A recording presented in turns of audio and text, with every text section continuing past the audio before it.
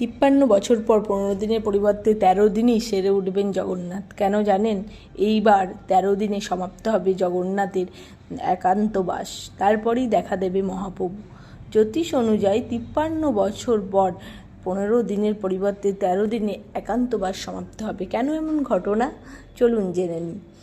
স্নান পূর্ণিমায় জগন্নাথ দেবের স্নানের আয়োজন করা হয়। এই দৈব স্নানের পর 15 দিন অসুস্থ হয়ে একান্তবাসে থাকেন জগন্নাথ দেব। এই সময় তার সেবা শুশ্রূষা করে সারিয়ে তুলতে প্রায় 15 দিন সময় লাগে।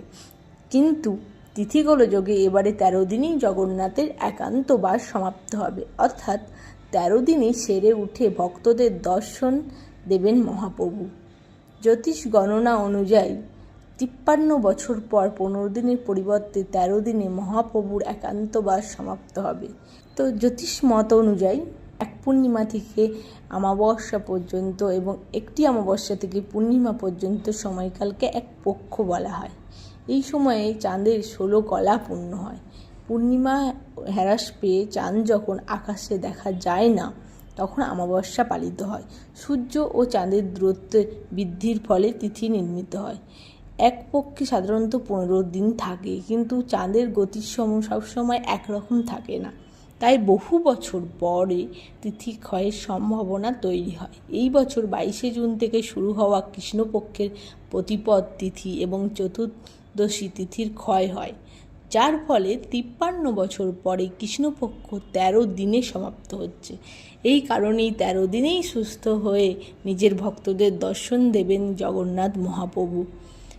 এইবারই আপনাদের বলি, মহাপ্রভু অসুস্থ কেন হন, এই কাহিনীটা একটু শুনবেন। পৌরাণিক কাহিনী অনুযায়ী কোনো এক সময় শ্রীকৃষ্ণ নিজের ভাই বলরাম ও বোন সুভদ্রার সঙ্গে পুরীতে নিজের মাসির বাড়ি বেড়াতে আসেন এবং এখানে এসে স্নানের পর 3 ভাই বোনের জ্বর আসে। 3 ভাই বোন অসুস্থ হয়ে যাওয়ায় তাদের চিকিৎসার জন্য রাজবৈদ্যকে ডাকা হয়। 15 দিনের চিকিৎসায় সেরে ওঠেন জগন্নাথ, বলরাম এবং সুভদ্রা, এবং সুস্থ হয়ে ওঠার পর 3 ভাই বোনই নগর ভ্রমণে বের হন।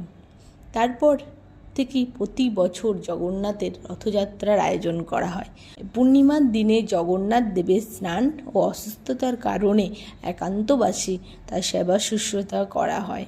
এই স্নান পূর্ণিমায় 108 দিব্য সুগন্ধিত জল দিয়ে মহাপ্রভুকে স্নান করানো হয়। তারপরেই অসুস্থ হন মহাপ্রভু এবং জগন্নাথকে একান্তবাসে রেখে নানা ঔষধি জড়িবুটি পথ্য দিয়ে সেবা করে ছাড়িয়ে তোলা হয়।